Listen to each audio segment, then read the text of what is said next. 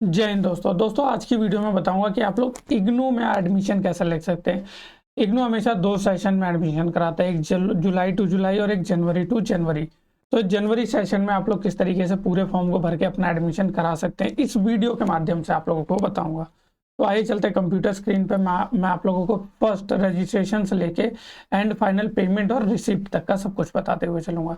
तो आइए चलते हैं कंप्यूटर स्क्रीन पे। दोस्तों वीडियो को स्टार्ट करने से पहले प्लीज चैनल को सब्सक्राइब करें और नोटिफिकेशन बेल को ऑल पे लाके सेट कर लें, ताकि मैं इससे जुड़ी कोई भी सूचना, कोई भी वीडियो डालूँ तो उसकी नोटिफिकेशन, उसकी सूचना आप तक सबसे पहले पहुंच सके। देखिए दोस्तों, एडमिशन की जो ऑफिशियल वेबसाइट है वो ये है। यहाँ पे आप लोग देख सकते हैं welcome to admission ODL programme. ODL programme का मतलब होता है ओपन डिस्टेंस लर्निंग प्रोग्राम, और उसका ये जनवरी सेशन। इग्नू हमेशा दो सेशन में एडमिशन कराता है, एक जुलाई टू जुलाई, एक जनवरी टू जनवरी। तो ये जनवरी 2023 के लिए एडमिशन स्टार्ट हो चुके हैं। उसका रजिस्ट्रेशन देखिए यहाँ से कर सकते हैं, और इसकी जो लास्ट डेट है देखिए दोस्तों यही लिखी हुई है, ताकि आप लोगों को परेशान ना होना पड़े। 31 जनवरी 2023 यानी 31 तारीख तक ही ये वैलिड है। इसके बाद ये फॉर्म खत्म हो जाएगा। तो दोस्तों देरी करने से अच्छा अभी हम लोग यहाँ से एडमिशन करना सीख लें और उसके बाद अपना अप्लाई करें आप लोग। तो देखिए रजिस्ट्रेशन करने के लिए केवल इसके ऊपर क्लिक कर लें। देखिए दोस्तों, रजिस्ट्रेशन पे क्लिक करने के बाद सबसे पहले आपको अपना यूज़र नेम सेलेक्ट करना होगा, यूज़र नेम बनाना होगा। तो यूज़र नेम बनाना कोई डिफिकल्ट चीज़ नहीं है, आप लोग अपने अकॉर्डिंगली बना सकते हैं। जैसे काफ़ी लोग मान लीजिए दिल्ली 1 2 3 डाल सकते हैं, 4 5 समथिंग इस तरीके से डाल सकते हैं। लेकिन यहाँ पे देखिए एक ऑप्शन देता है ओनली लोअर केस में। यहाँ पे देखिए मैंने पहला अक्षर जो डी है वो कैपिटल में डाल दिया, तो आप लोग स्मॉल में डालें। स्मॉल में डालने के बाद ये एक्सेप्ट कर लेगा। उसके बाद स्टूडेंट को अपना पूरा नाम डालना होगा। उसके बाद ईमेल आईडी डालनी होगी। इसी ईमेल आईडी को यहाँ पे हमें कंफर्म भी करना होगा, यानी दोनों में सेम ईमेल आईडी को डालना होगा। उसके बाद पासवर्ड के लिए 6 कैरेक्टर होने चाहिए, अपर लोअर और न्यूमेरिक, तीनों इंक्लूड होने चाहिए। इसी पासवर्ड को नीचे कंफर्म कर देंगे। उसके बाद मोबाइल नंबर डालना होगा, और मोबाइल नंबर को भी यहाँ पे कंफर्म, यानी कि दोनों में मोबाइल नंबर ही डालना होगा। तो एक बार ये मैं बेसिक डिटेल में भर लेता हूँ दोस्तों, फिर मैं आप लोगों के साथ कंटिन्यू करता हूँ। देखिए दोस्तों, यहाँ पे मैंने अपनी बेसिक डिटेल को भर लिया हुआ है। जैसा कि आप लोगों के सामने मैंने यूजर नेम बनाने का तरीका बताया था, उसी तरीके से आपको अपना पूरा नाम इस कॉलम में लिख देना है। उसके बाद ईमेल आईडी को डाल देना है। ईमेल आईडी डालने के बाद उसे कंफर्म भी कर देना है, यानी कि दोनों में ही सेम ईमेल आईडी को हमें टाइप करना है। उसके बाद पासवर्ड बनाने का तरीका मैं नेट ऐप पे बता देता हूँ। देखिए पासवर्ड बनाना हमेशा कैपिटल, स्मॉल, न्यूमेरिक और स्पेशल कैरेक्टर में होता है। तो इसे बनाने का तरीका मान लीजिए दिल्ली का डी कैपिटल, बाकी सारा स्मॉल 1 2 3 और @ इस तरीके से आप लोग अपना पासवर्ड बना सकते हैं। चाहे तो यहाँ पे आप अपना नाम, कुछ भी, अपना स्पेशल नंबर और @ या डॉलर का साइन, कुछ भी समथिंग, उसे स्पेशल कैरेक्टर कहते हैं। इस तरीके से आप लोग अपना पासवर्ड बना सकते हैं। तो यहाँ पे मैंने बेसिक डिटेल के साथ अपना पासवर्ड भी डाल दिया है। उसके बाद ये देखिए कैप्चा कोड डालना है। ये कैप्चा कोड हमेशा ही स्मॉल में रहेगा, देखिए हमेशा ही स्मॉल में। अगर आपको ये समझ नहीं आता तो यहाँ पे क्लिक करके इसे चेंज भी कर सकते हैं, कोई दिक्कत नहीं होती। देखिए टेक्स्ट टू क्लिक चेंज, ये चेंज होता जाएगा। तो अगर आपको ये समझ में नहीं आता तो आप लोग इसे चेंज भी कर सकते हैं। तो मैंने यहाँ पे डाल दिया और रजिस्टर के ऊपर क्लिक कर दिया, और देखिए यहाँ पे मेरा यूजर आईडी पासवर्ड क्रिएट हो चुका है, और यहाँ पे देखिए सक्सेसफुली सबमिट हो चुका है। तो जैसे ही आप लोग भी अपना सबमिट करेंगे, इसी तरीके से आपके पास भी लिखा हुआ आएगा your account is created successfully, please log in and apply programme. तो यहाँ पे मैं अपनी यूजर आईडी पासवर्ड के साथ में लॉगिन कर लेता हूँ। देखिए दोस्तों, मैंने अपना यूजर आईडी और पासवर्ड, जैसा कि हमने पीछे जब रजिस्टर किया था तो यूजर आईडी बनाया था, वही यूजर आईडी हमें यहाँ पे डाल देना, और पासवर्ड आपने खुद बनाया था तो वो पासवर्ड यहाँ पे डाल देना है। कैप्चा कोड इसे कहते हैं दोस्तों, ये हमेशा स्मॉल में रहेगा, देखिए हमेशा स्मॉल में। तो हम स्मॉल में उसे डालने के बाद लॉगिन के ऊपर क्लिक कर दें। लॉगिन पे क्लिक करने के बाद देखिए आपके सामने कुछ इस तरीके से सेल्फ डिक्लेरेशन इसे कहा जाता है, इस तरीके से ऑप्शन आ जाएगा। इसके अंदर आप लोगों को सारी चीज़ें बताइए, फोटोग्राफ, स्कैन, जो भी डॉक्यूमेंट्स हैं स्पेशली, वो सब कुछ स्कैन क्या क्या चाहिए वो यहीं पे लिखे हुए हैं। अगर ये आपके पास सब कुछ ठीक है तो यहाँ पे ओके करके कंटिन्यू कर दें।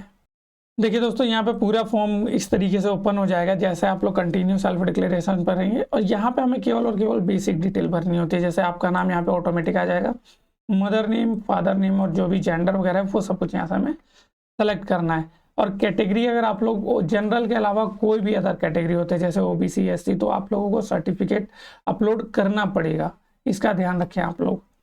तो मैं एक बार इस पूरे फॉर्म को भर लेता हूँ, फिर उसके साथ आप लोगों को कंटिन्यू करता हूँ। देखिए दोस्तों, यहाँ पे बेसिक डिटेल तो मैंने मम्मी और पापा का नाम यानी फादर मदर नेम डाल दिया, डेट ऑफ बर्थ डाल दिया। इसके बाद नीचे की तरफ में आपसे कुछ ऑप्शन पूछेंगे। देखिए A1 का मतलब मेल हो गया, B2 का मतलब फीमेल हो गया, तो जो भी आप हैं उसके हिसाब से यहाँ सेलेक्ट कर लें। उसके बाद कंट्री नेम, यहाँ पे इंडिया आएगा, इंडिया सेलेक्ट कर लें। उसके बाद पूछेगा आप रूरल में या अर्बन में कहाँ, शहरी या ग्रामीण कहाँ रहते हैं, तो अपने अकॉर्डिंगली यहाँ से सेलेक्ट कर लें। उसके बाद पूछना है माइनॉरिटी। माइनॉरिटी का मतलब जो लोग मोहम्मदन होते हैं या सिख होते हैं या ईसाई होते हैं, वो माइनॉरिटी कैटेगरी में जाते हैं।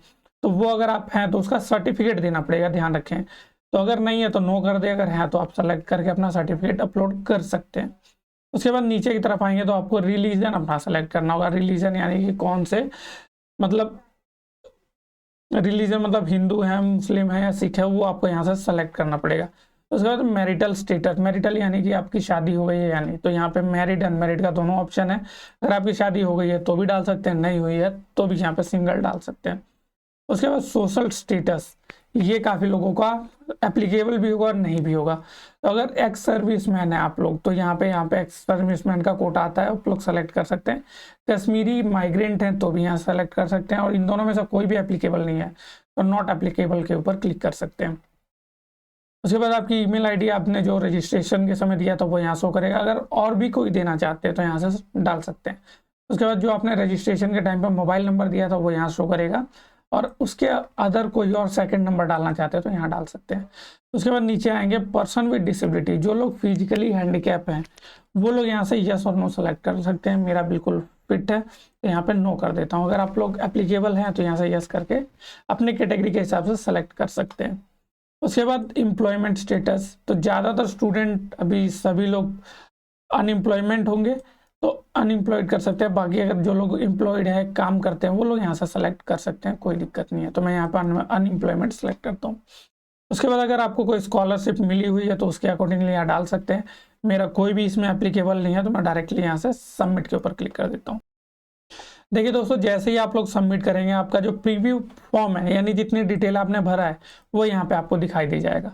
अगर ये बिल्कुल ठीक है तो नेक्स्ट पर करें। अगर कोई भी गलती आपको लगता है यहाँ चेक करते समय कि गलत है तो यहाँ एडिट पे क्लिक करके एडिट कर सकते हैं, ठीक कर सकते हैं। तो मेरा सब कुछ ठीक है, मैं इसे नेक्स्ट के ऊपर क्लिक करके कंटिन्यू कर लेता हूँ। कंटिन्यू करने के बाद आपसे पूछेगा प्रोग्राम डिटेल कि आप क्या लेना चाहते हैं, कौन से कोर्स में एडमिशन लेना चाहते हैं इग्नू में। तो यहाँ मैं बैचलर के लिए अप्लाई कर रहा हूँ, यानी कि BA BCom BSc का ऑप्शन होता है। ODL का मतलब होता है ओपन डिस्टेंस लर्निंग, यानी कि ओपन से पढ़ाई करना। और उसके बाद आपको यहाँ पे एनरोलमेंट, जो भी आपका कोर्स है वो यहाँ से सेलेक्ट करना है। तो मैं यहाँ पे बैचलर ऑफ आर्ट्स या BCom का भी ऑप्शन यहाँ पे आ जाएगा, BCom प्रोग्राम का, तो वो भी डाल सकते हैं। देखिए बैचलर ऑफ कॉमर्स, इसके ऊपर क्लिक कर दें, और जो भी आपको इसमें आपको पढ़ना है वो यहाँ से सेलेक्ट कर सकते हैं। मेरा यहाँ BCom है तो मैंने यहाँ सेलेक्ट कर लिया। उसके बाद रिलीजन कोड, यानी जो भी आपका सेंटर कोड लेना चाहते हैं रिलीजन का, वो यहाँ से डाल सकते हैं। तो यहाँ पे ज़्यादातर लोग दिल्ली डालेंगे, दिल्ली राजघाट या फिर मोहन इनक्लेव। तो यहाँ राजघाट और नरेला का ऑप्शन अब आने लगा, पहले नहीं आता था, पहले राजघाट और मोहन इनक्लेव का ही आता था। तो मैं यहाँ राजघाट डाल देता हूँ। जो भी आपके नियर बाय में आप अपने अकॉर्डिंगली यहाँ से डाल सकते हैं।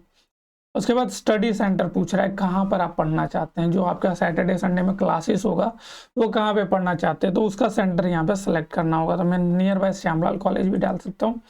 मीडियम ऑफ स्टडी इंग्लिश में पढ़ना चाहेंगे या हिंदी में, वो आपके ऊपर डिपेंड करता है। तो मैं यहाँ इंग्लिश कर रहा हूँ।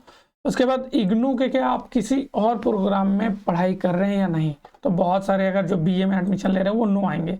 अगर आप लोग कोई और कोर्स इग्नू से कर रहे हैं तो यहाँ यस कर सकते हैं, वरना नो कर दे। तो मैं यहाँ नो कर दिया और सबमिट के ऊपर क्लिक कर दें। अब देखिए जो आप लोगों ने कोर्स सेलेक्ट किया वो आप लोगों के सामने यहाँ पे आ जाएगा। अगर कोई भी गलती है इसमें तो यहाँ एडिट कर सकते हैं, अदरवाइज कंटिन्यू नेक्स्ट के ऊपर क्लिक कर दें। अब यहाँ से आपसे जो प्रीवियस क्लास है, पिछली क्लास है आपकी, उसके बारे में पूछ रहा है। तो जो आपने पढ़ाई कर रखी है 10+2 है, क्योंकि बैचलर कर रहे हैं तो 12th आपका पास आउट होना चाहिए। और मेरा कॉमर्स से है, आपका जिस भी सब्जेक्ट से हो सकता है वो डाल सकते हैं। आर्ट्स वाले आर्ट्स क्लिक कर सकते हैं, कॉमर्स वाले कॉमर्स, और जिनका साइंस है वो साइंस भी कर सकते हैं। मैथ वगैरह हो तो एडिशनल यहाँ सेलेक्ट कर सकते हैं। तो मेरा यहाँ से सिर्फ कॉमर्स आएगा तो मैंने कॉमर्स सेलेक्ट कर दिया। आप लोग अपने अकॉर्डिंगली यहाँ से सेलेक्ट कर सकते हैं, कोई दिक्कत नहीं है। उसके बाद ईयर ऑफ पासिंग, जो भी आपका 12th पासिंग है वो यहाँ पे हमें डालना है, तो मैं यहाँ डाल देता हूँ। उसके बाद डिवीज़न क्या था आपका, तो मेरा फर्स्ट डिवीज़न था। यानी देखिए डिवीज़न किस तरीके से सेलेक्ट किया जाता है, जिनका 60% से ऊपर है वो लोग फर्स्ट डिवीज़न में, जिनका 51 से 60 के बीच में हो सेकंड डिवीजन में, और जिनका 33 से लेके 40 के बीच में वो पास की कैटेगरी में आते हैं और थर्ड की भी कैटेगरी में आते हैं। तो मेरा यहाँ फर्स्ट डिवीजन यानी 60% से ऊपर है। उसके बाद बोर्ड कोड, यानी पे जो भी आपका 12th का बोर्ड था वो यहाँ पे सेलेक्ट करना होगा। तो मेरा सेंट्रल बोर्ड है, तो यहाँ से मैं सर्च कर लेता हूँ CBSE। ये देखिए यहाँ पे 701 नंबर पे। उसके बाद नीचे की डिटेल अगर आपको डालना है तो डाल सकते हैं, अदरवाइज छोड़ना चाहें तो कोई इशू नहीं है, इसे छोड़ सकते हैं। तो देखिए मैं सबमिट कर दे रहा हूँ। और उसके बाद यहाँ मार्क्स पूछ रहा है, तो 60%, जैसा कि मैंने आप लोगों को बताया कि फर्स्ट डिवीजन 60 से ऊपर वाले होते हैं। तो यहाँ 60 क्या है, 60 के बाद ही चालू हुआ है देखिए। तो 60 मैंने यहाँ डाल दिया, उसके बाद सबमिट के ऊपर क्लिक कर दें। देखिए कोर्स सिलेक्शन में हमने यहाँ से प्रीवियस क्लास क्वालिफिकेशन जो थी वो हमने यहाँ से सेलेक्ट कर लिया। अगर इसके अंदर कोई भी गलती आपको लगती है तो एडिट कर सकते हैं, नहीं तो नेक्स्ट के ऊपर क्लिक कर दें। अब देखिए जो आपको स्टडी करनी है बीकॉम में, जो भी आपकी पढ़ाई करनी है वो कोर्स यहाँ पे सेलेक्ट और ऑटोमेटिक आ जाएगा। जो सब्जेक्ट आपको एडिशनली सेलेक्ट करने होंगे उसी इसे वो यहाँ पे आपको नीचे की तरफ में दिखाई दे जाएंगे, तो इसे आप लोग फिल कर सकते हैं। उसके बाद यहाँ पे आपको अपने सब्जेक्ट को सेलेक्ट करने के बाद सिंपली सबमिट के ऊपर क्लिक कर दें। और ये देखिए आपको जो कोर्स कोड है, यानी जो भी आपका नंबर मिलेगा, क्रेडिट मिलेगा। इग्नू हमेशा क्रेडिट में डील करता है, यानी कि क्रेडिट पॉइंट्स के हिसाब से चलता है। तो देखिए 44 पॉइंट मुझे चाहिए होंगे पास के लिए। तो ये मेरे सारे सब्जेक्ट हैं जो मुझे फर्स्ट ईयर में पढ़ाई करनी होगी, तो ये सारे सब्जेक्ट आ गए हुए। ये सारे कंपलसरी हैं, 2 मैंने इलेक्टिव में सेलेक्ट किए हुए हैं, तो ये मेरे बिल्कुल ठीक है। अगर आपको लगता है कि आपके अकॉर्डिंगली ये गलत है तो यहाँ से एडिट कर सकते हैं, नहीं तो नेक्स्ट के ऊपर क्लिक कर दें। उसके बाद आपको यहाँ पे अपना कंप्लीट एड्रेस डालना होगा, तो मैं अपना एड्रेस डाल लेता हूँ। देखिए दोस्तों, एड्रेस डालते समय आपको खास कर का ध्यान देना पड़ेगा कि जो आप लोग पिन कोड डालेंगे, पिन कोड के अकॉर्डिंगली ही यहाँ से आपका जो पोस्ट ऑफिस होगा वो आएगा। तो वो आप लोग बिल्कुल ठीक से डालिए, पिन कोड के बाद ही ये ऑटोमेटिक अपना फिल हो जाएगा। तो आप लोग इतना सही डालें, उसके बाद सबमिट के ऊपर। ये दोस्तों यहाँ पे मैंने अपना एड्रेस कंप्लीट भर लिया हुआ है। अगर आप लोगों को अपने एड्रेस डालते समय कोई गलती होती है तो यहाँ से एडिट कर सकते हो, वरना कंटिन्यू के ऊपर क्लिक कर दें। उसके बाद 6 पॉइंट पे हम आ जाएंगे डॉक्यूमेंट को अपलोड करने पे। यहाँ पे हमें सारे डॉक्यूमेंट को अपलोड करने होंगे। तो अब इसका देखिए फॉर्मेट क्या होता है। सबसे पहले फोटो हमेशा JPG और सिग्नेचर JPG में अपलोड की जाती है, वो भी 100 KB से कम। और बाकी सारे डॉक्यूमेंट को यहाँ पे देखिए PDF में अपलोड करना है। JPG में भी कर सकते हैं, लेकिन PDF एक सिक्योर फाइल मानी जाती है, तो आप लोग PDF में भी कर सकते हैं। तो मैं साथ के साथ यहाँ पे फोटो अपलोड कर लेता हूँ ताकि आप लोगों के साथ ही कंटिन्यू कर सकूँ।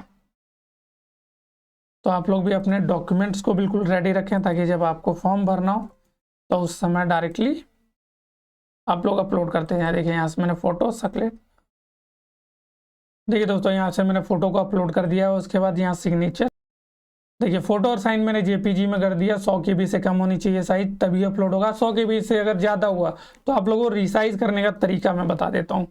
देखिए ऑनलाइन से हमें करना है MB to KB कन्वर्टर, इसका लिंक मैं दे दूंगा वीडियो के नीचे।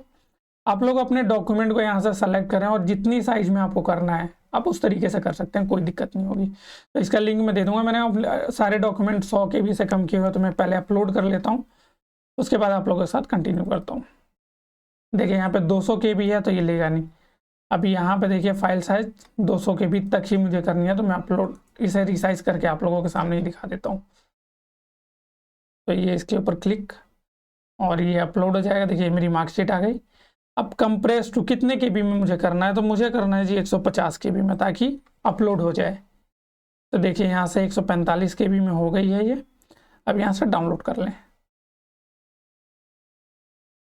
डाउनलोड के ऊपर क्लिक, और मैं अपने फोल्डर में रख लेता हूँ इग्नू, और इसका नाम देखिए अलग कर देता हूँ ताकि KB रख देता हूँ। देखिए आप लोगों के सामने इसका साइज भी मैं दिखा दूंगा। और यहाँ से मैं अभी इसे अपलोड कर लेता हूँ दोबारा। अब देखिए मैं KB वाले फाइल को अपलोड कर रहा हूँ। देखिए ये अपलोड हो गया, कोई दिक्कत नहीं हुई। तो इसी तरीके से आप लोग भी अपने साइज को कम करके अपलोड कर सकते हैं। और यहाँ पे 12th की मार्कशीट को अपलोड कर दें।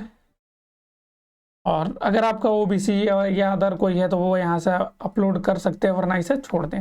मेरे केस में बस ये 4 डॉक्यूमेंट अपलोड होने थे, ये मैंने कर दिए हुए हैं। अगर आप लोगों को कोई और डॉक्यूमेंट अपलोड करने में कोई गलती भी हो जाती है तो यहाँ से एडिट कर सकते हैं, वरना नेक्स्ट के ऊपर। देखिए दोस्तों, जैसे ही आप नेक्स्ट के ऊपर क्लिक करेंगे पूरा फॉर्म प्रीव्यू के रूप में खुल के आ जाएगा। कि आप लोग, ये इसलिए होता है कि आप अपने फाइनल फॉर्म को देख के बिल्कुल चेक कर सके कि अगर कोई गलती है तो एडिट कर सकते हैं। देखिए यहाँ मॉडिफाई द सेशन का ऑप्शन है, तो आप लोग अभी ठीक कर सकते हैं। लेकिन अगर एक बार पेमेंट हो गई तो उसके बाद आप लोग कुछ भी चेंज नहीं कर सकते, ये ध्यान रखना। तो इसे फाइनल के समय ही आप लोग बिल्कुल अच्छे से चेक कर लें, पूरा फॉर्म खुल के आता है, तो आप लोग आराम से चेक कर लें। और सब कुछ ठीक होने के बाद यहाँ पे आई एग्री पे क्लिक करके प्रोसीड टू पेमेंट पे क्लिक कर सकते हैं। देखिए इसकी फीस 4500 है मेरी बीकॉम की, तो यहाँ से 4500 आ गया। पूरा फॉर्म अच्छे से चेक कर लें, उसके बाद ही पेमेंट करें। तो पेमेंट के ऊपर क्लिक करके ओके कर दें। अब पेमेंट पे करने के बाद देखिए यहाँ पे 4500 का पेमेंट आएगा। 2 गेटवे है। अब देखिए गेटवे 2 तरीके के दे रखा है, एक गेटवे 1 गेटवे 2, तो आप लोग किसी के थ्रू कर सकते हैं, कोई दिक्कत नहीं होती। काफ़ी बार ट्रांजेक्शन अगर पेंडिंग में जाती है तो आप लोग 72 घंटे का वेट करें, उसके बाद ही दोबारा पेमेंट करें, वरना उससे पहले ना करें। मैं गेटवे 1 के थ्रू पेमेंट कर लेता हूँ। ठीक है दोस्तों, गेटवे 1 के थ्रू में अगर जब आप पेमेंट पे आएंगे तो यहाँ पे आपके सामने 3 ऑप्शन देगा, net banking, debit card, credit card. तो आप लोग अपने किसी भी कार्ड के थ्रू यहाँ से पेमेंट कर सकते हैं, कोई दिक्कत नहीं होगी। तो मैं यहाँ पे प्रोसीड टू पेमेंट कंप्लीट यहाँ रोक देता हूँ। ऑनलाइन का फॉर्म यहाँ तक ही रहेगा, इसके बाद कंप्लीट है। इसके आगे आप लोगों को अपना फॉर्म रिडायरेक्ट होकर आ जाएगा, उसके बाद आपको कुछ नहीं करना। आई कार्ड करीब 10 दिन के बाद ही मिलता है। और देखिए दोस्तों, पूरा फॉर्म भरने के बाद भी अगर आपको लगता है कि आपको एडमिशन नहीं करना है, कैंसिल कर देना 10 दिन बाद, 15 दिन बाद, अगर ऐसा आपको लगता है, मैं उसका सल्यूशन भी यहीं पे दिखा देता हूँ। देखिए मैंने अपनी आईडी को लॉग आउट कर लिया। अब इसी में प्रूफ के साथ दिखा देता हूँ। अगर आपको 10 से 15 दिन बाद लगता है कि मुझे अपना फॉर्म कैंसिल कर देना चाहिए, तो वो भी आप लोग कर सकते हैं। देखिए अगर फॉर्म आपने सबमिट कर दिया और फॉर्म कन्फर्म हो चुका है, तो 15 दिन के अंदर आप लोग अगर कैंसिल करते हैं तो 500 रुपये कटेगा, यानी जो चार्ज है वो 500 रुपये कटेगा, बाकी आपको वापस मिल जाएगा। और 16 से 90 दिन के अंदर आप लोग अपने फॉर्म को कैंसिल करवाते हैं तो केवल 1000 रुपये कटेगा, बाकी आपको वापस मिल जाएगा। और 90 दिन के बाद अगर आप कैंसिल करते हैं तो कोई फीस रिफंड नहीं होगी, आपका टोटल लॉस हो जाएगा। और 15 दिन के अंदर ही अगर आप लोग कैंसिल करते हैं, जैसे मैंने आज एडमिशन के लिए फॉर्म भर दिया और 15 दिन से पहले ही मैं अपना फॉर्म कैंसिल करवाना चाहता हूँ, तो कैंसिल हो जाएगा। उसके लिए आपको रीजनल सेंटर यानी मोहन इनक्लेव, राजघाट, इन जगह पे जाके फॉर्म को कैंसिल करवाना पड़ेगा। कैंसिल होने के बाद आपको पूरी फीस रिफंड हो जाएगी। जैसा कि आप लोगों ने देखा दोस्तों, मैंने कंप्लीट बताया किस तरीके से रजिस्ट्रेशन करना है, किस तरीके से पेमेंट करना है, यानी फाइनली पूरा फॉर्म भर के दिखाया आप लोगों को। अब देखिए दोस्तों, अगर काफ़ी लोग चाहते हैं कि पेमेंट हो गई लेकिन कुछ दिनों बाद उनका माइंड चेंज होता है कि वो लोग एडमिशन कैंसिल करा दे, तो वो लोग एडमिशन कैंसिल करा भी सकते हैं, लेकिन उसके भी कंडीशंस मैंने आप लोगों को बताए। तो अगर आप लोगों को ये वीडियो अच्छी लगी हो तो वीडियो को लाइक और चैनल को सब्सक्राइब जरूर करें। जय हिंद दोस्तों।